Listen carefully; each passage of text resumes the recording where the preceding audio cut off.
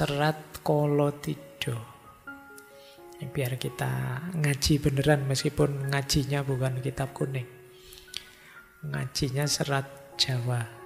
Nggak usah khawatir, harusnya saya bawa sekalian bahasa Jawanya, tapi saya bawa terjemahannya saja ya. Saya tahu kalian tersiksa kalau saya pakai bahasa Jawa. Kita lihat ya, Serat Kolotido ini sebagian, kalau bahasa anak hari ini, curhatan beliau terhadap kondisi zaman saat itu. Nanti kita tengok ya, ya karena yang bicara ini pujangga, yang curhat ini seorang pujangga, ya tentu saja isinya dalam. Setiap kalimatnya ada maknanya. Kata beliau begini, sekarang kondisi negara terlihat telah suram. Pelaksanaan undang-undang sudah rusak karena tidak ada yang memberi teladan. Kini sang pujangga hatinya diliputi rasa sedih. Tampak jelas kejatuhannya, amat suram tanda-tanda kehidupan. Akibat masalah duniawi bertubi-tubi ditimpa oleh bencana. Jadi ini dasarnya masalah itu apa sih? Dasarnya kesuraman itu apa sih? Pelaksanaan undang-undang rusak. Maksudnya apa? Aturan ditabrak dengan santainya. Jadi norma-norma hidup dicuekin. Itu maksudnya undang-undang disebut rusak. Kenapa kok bisa begitu? Karena tidak ada yang meneladankan. Jadi, kalau yang tokoh-tokoh tidak meneladankan, bagaimana rakyat kecil bisa melakukan yang baik? Jadi karena tidak ada yang ditiru, ya mereka akan meniru yang jelek-jelek dari yang harusnya memberi teladan. Dan ini yang versi Raden Ngabeyi Ronggowarsito disebut kondisi negara telah suram. Dan ini tidak bisa diingkari karena memang situasinya Kolotido. Padahal ini di bait kedua, rajanya seorang yang utama, patihnya pun pilihan, para menterinya sangat serius ingin menyejahterakan rakyat. Pegawainya pun pinter-pinter, baik-baik. Meskipun demikian, tidak menjadi penolak datangnya zaman Kolobendu. Bahkan semakin menjadi-jadi, berbagai rintangan mengganggu. Berbeda-beda perbuatan angkara orang di seluruh negara. Jadi meskipun yang dipilih mulai raja, patih, menteri, sak pegawai-pegawainya orang hebat semua. Tapi memang zamannya zaman Kolobendu yang tidak bisa dibendung. Setiap orang punya angkara murkanya masing-masing. Ada yang angkara murkanya korupsi, ada yang angkara murkanya nyontek, ada yang angkara murkanya maki-maki orang, ada yang semua orang angkara murka sesuai makomnya masing-masing. Nah, ini zaman Kolobendu sudah. Dan tidak sadar, memang zaman edan. Dianggapnya itu sah-sah saja, normal saja, baik-baik saja. Nah, kayak ini keprihatinan beliau. Ini zaman itu ya, kalian tidak usah mikir aneh-aneh. Ini zamannya Ronggowarsito, itu beliau lahirnya 1801, meninggal 1873, jadi awal abad 19. Saya lanjutkan. Yang ketiga, baitnya Daripada menangis sedih, bangkitlah wahai sang pujangga. Meski diliputi penuh duka cita, mendapatkan rasa malu atas berbagai fitnahan orang. Karena beliau ini banyak difitnah, banyak dituduh yang bukan-bukan. Mereka yang mendekatimu menghibur, seolah membuat enak hatimu, padahal bermaksud memperoleh keuntungan, sehingga merusak cita-cita luhur karena tidak hati-hati. Jadi ini beliau curhat, ya banyak sih yang mendekat-dekat, tapi ya karena tadi zaman sedang rusak, semua orang egois dengan kepentingannya, mereka mendekat ya hanya ingin mencari keuntungan sendiri. Terus beliau cerita, ini tentang beliau. Jadi beliau ini ada kabar akan dinaikkan jabatannya, akan diberi pangkat, tapi ternyata tidak. Dasarnya terbetik berbagai berita, kabar angin, namun bohong. Kalau bahasa hari ini hoax ya. Jadi zaman itu ya sudah ada hoax. Sang pujangga hendak diangkat menjadi pemuka, akhirnya malah berada di belakang. Katanya mau diangkat tapi ternyata malah tersisihkan. Apabila dipikir dengan benar, apa untungnya berada di depan?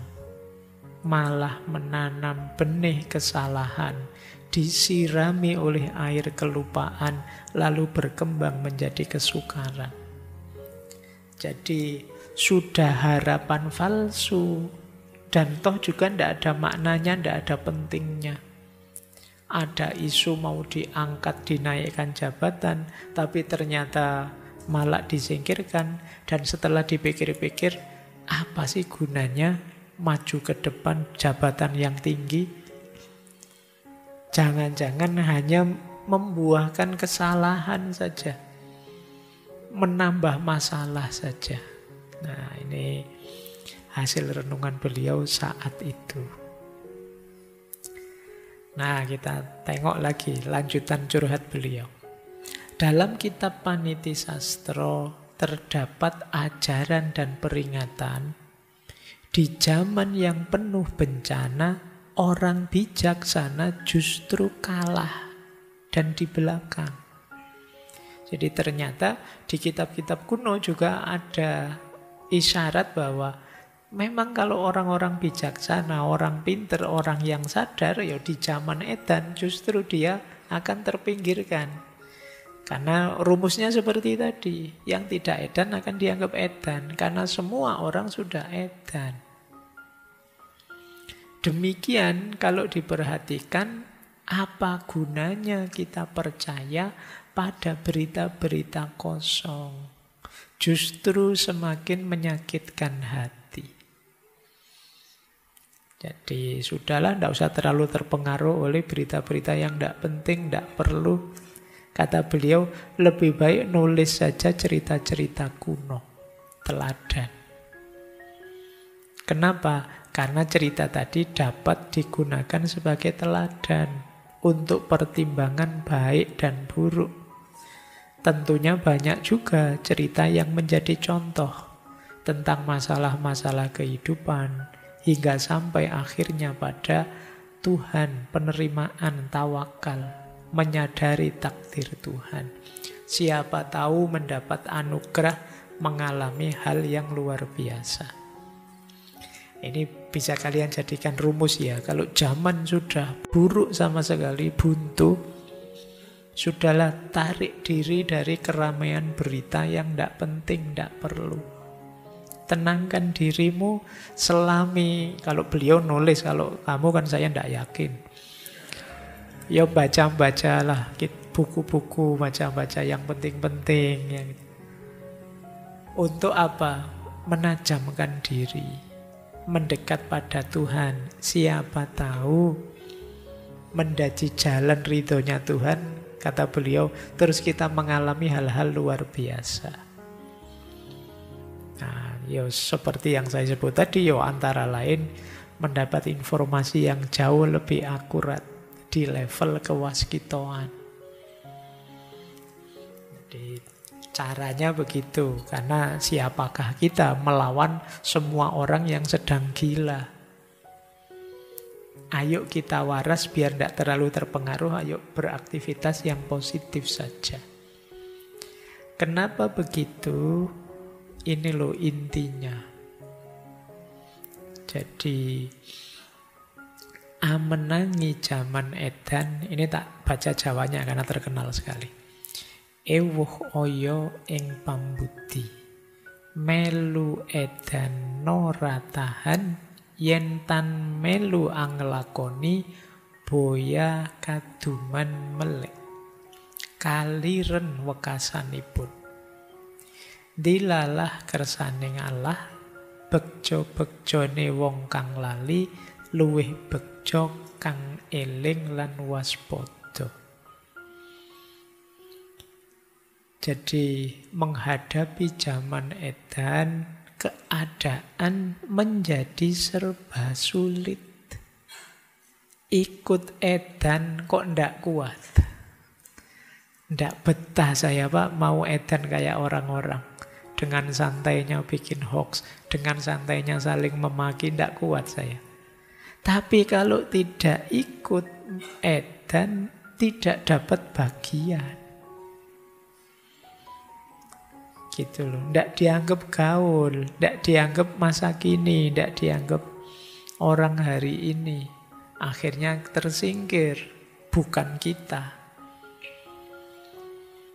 Pada akhirnya terus kelaparan. Tapi apapun yang terjadi sudah dinas oleh Allah, menjadi sunatullah, keinginannya Allah.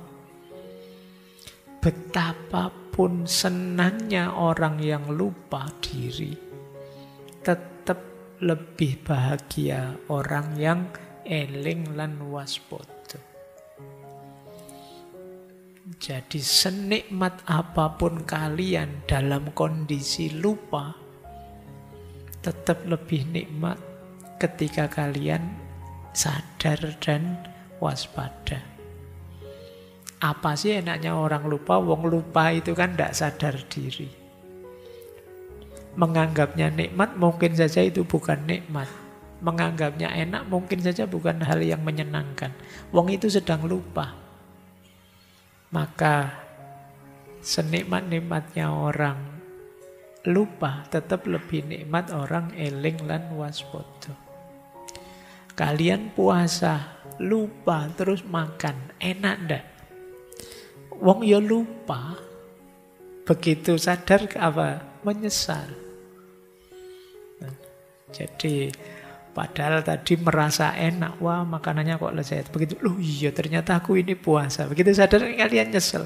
Iya ya ngapain? Itu seenak-enaknya. Itu kan enak, wong puasa dapat bonus makan. Tapi karena dalam kondisi lupa jadi tidak enak. Setelahnya kamu menyesal. Ya contoh sederhana kalian nyontek tadi loh. Enak kan? Bisa tugas beres, terus nilainya bagus. Tapi begitu nanti kalian eling, iya ya kok aku curang gitu ya. Hasilnya menyesal. Jadi dan kondisi jiwa yang kalau dalam istilahnya Imam Ghazali kan ada yang lawamah, ada yang mulhamah. Orang lupa itu yang kondisi jiwanya lawamah ini. Ada juga yang amarah bahkan. Lawamah itu dalam dirinya ada pertarungan baik dan buruk, tapi yang menang selalu yang buruk. Akhirnya kamu menyesal. Kadang-kadang juga mulhama. Mulhama ini masih ada kurang sadarnya juga. Karena mulhama itu pilihannya selalu kebaikan, tapi belum nyampe yang tertinggi mutmainah. Karena kadang-kadang nyesel juga. Ya misalnya apalah, kalian berdua sama pacarmu misalnya mau nyebrang, mau pegang tangannya. Anda boleh, bukan muhrimnya. Terus kamu tidak jadi pegang, mau pegang lagi Anda jadi. Ya kamu benar pilihanmu, memang tidak boleh, bukan muhrimnya. Tapi begitu sampai rumah, eman-eman ya tadi. Mbok coba tak pegang lah, ya lumayan ya tadi masuk. Ini masih pilihanmu benar tapi masih ada menyesalnya. Wah, eman-eman kok ya. Nah, ini masih mulhama, masih golongannya wong kang lali. Nah, kalau bisa ya mutmainah, orang yang eling lan waspada. Senantiasa sadar. Kalau sudah eling lan waspada ya tidak ada menyesalnya. Tidak ada pertarungan dalam dirimu, otomatis milih yang baik. Dan ini jauh lebih menguntungkan, jauh lebih membahagiakan dibandingkan bahagianya orang lupa. Wong orang lupa ya kalau ingat biasanya ya sudah tidak bahagia lagi. Jadi maka siap-siaplah teman-teman, meskipun semua orang di dunia ini edan, kalau bisa jangan edan. Karena entah kenikmatan apa dari orang yang edan, nikmatmu dalam kesadaran itu jauh lebih besar. Ini jadi rumusnya. Jadi mungkin ini zaman kala tido atau kala bendu, tetap senjatanya eling lan waspada. Eling itu dimensinya vertikal dan kedalaman diri. Sadar diri kita sebagai makhluk Allah, sadar diri kita sebagai khalifahnya, sadar hakikat hidup kita, kenapa kita dihadirkan di muka bumi. Ini namanya orang eling. Kalau waspada itu awas terhadap sekeliling kita. Akalnya hidup terus, hatinya menyala terus. Ini terus kita jadi waspada. Tidak mudah tertipu, tidak mudah tergoda, tidak mudah kejeblos yang salah, yang dosa, dan lain sebagainya. Ini namanya orang yang waspada. Jadi eling lan waspada jadi kuncinya melawan zaman edan. Nah, lanjut ya. Ini kalau ini saya baca cepat ya. Ini cara mengatasinya dengan spiritualitas. Demikianlah perumpamaannya, padahal menginginkan. Bukankah demikian Paman Doblang? Jadi isyarat zaman edan tadi ya, kita harus eling lan waspada. Sebenarnya kita kadang-kadang ya pingin seperti orang-orang itu, betapa senangnya dengan dalam kelupaan mereka. Tapi ya kan lebih menguntungkan kalau kita eling dan waspada. Mungkin benar persangkaan orang, namun dalam batin sesungguhnya hal itu sangat jauh. Jadi orang menfitnah aku macam-macam. Mungkin aku yang jahat, aku yang jelek, aku yang... Mungkin orang-orang benar, tapi sebenarnya tidak begitu, kata beliau. Saya ini sudah tua, mau apa lagi? Sebaiknya menjauh dari keramaian supaya mendapat anugerah kasih Tuhan. Ini kalau dalam bahasa tasawuf. Kalau zaman memang sudah tidak teratasi lagi, saatnya minggir, saatnya kita uzlah, menjauh. Berbeda bagi mereka yang telah teguh sentosa, jiwanya dituntun Tuhan.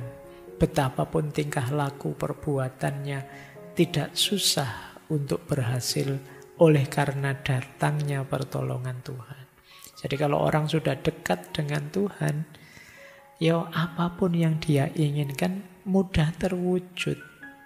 Tuhan senantiasa memberi petunjuk dan pertolongan kepada semua makhluk. Apapun yang diinginkan. Meskipun demikian masih harus tekun ikhtiar. Ayo mendekat pada Tuhan sambil tetap berikhtiar.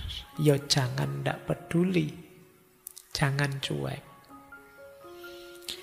Nah, kalau saya yang sudah tua ini, kata beliau, sekedar menjalani hidup, hanya bertindak untuk menyenangkan hati, asal tidak masalah. Karena orang tua berkata, ikhtiar itu sesungguhnya memilih jalan agar selamat. Sambil terus berusaha disertai awas dan sadar yang bertujuan mendapat kasih dan anugerah Tuhan. Jadi intinya di antara solusinya adalah kembali kepada Tuhan, ikhtiar semampunya, kemudian jangan lupa mencari kenyamanan diri kita, penghiburan untuk diri kita. Kata beliau, saya sudah tua, asal tidak membuat masalah lagi, saya melakukan yang menenangkan hati saya. Jadi kuncinya di situ. Kalau sudah mentok, kalian stres judek luar biasa, apalagi generasi kalian kan sering dituduh generasi yang lemah, generasi yang itu. Dan kalian juga gampang overthinking, terdistraksi ini, terdistraksi itu. Kalau solusi dari Ronggo Warsito, ya yuk kembali mendekat saja pada Tuhan. Kuncinya di situ. Nah, nanti serat Kolotidho ini diakhiri dengan doa. Jadi, ya Allah, ya Rasulullah yang bersifat pemurah dan pengasih, semoga berkenan melimpahkan pertolongan yang menyelamatkan di dunia hingga di akhirat, tempat hidup hamba. Karena sekarang hamba sudah tua, pada akhirnya nanti bagaimana, semoga ada pertolongan darimu. Semoga dapat sabar sentosa, laksana mati dalam hidup. Nah, ini istilahnya terkenal sekali ya, mati sakjroning urip. Mati sakjroning urip itu matinya hawa nafsu, hasrat-hasrat negatif, hal-hal yang negatif dalam diri kita. Terbebas dari segala kerusuhan, angkara murka menyingkir semua dengan berkonsentrasi diri memohon kasih-Nya Tuhan. Senantiasa melatih hatinya untuk patuh agar dapat mengurungkan kutukan sehingga mendapat sinar terang sekedarnya. Berserah diri agar dapat masuk surga keabadian. Baik, ini bahasa saya tadi ya, ini semacam curhat kalau bahasa anak hari ini tentang situasi zaman di era beliau. Ini mungkin jadi bahan refleksi kita ya. Bagaimana menyikapi wolak-waliking zaman.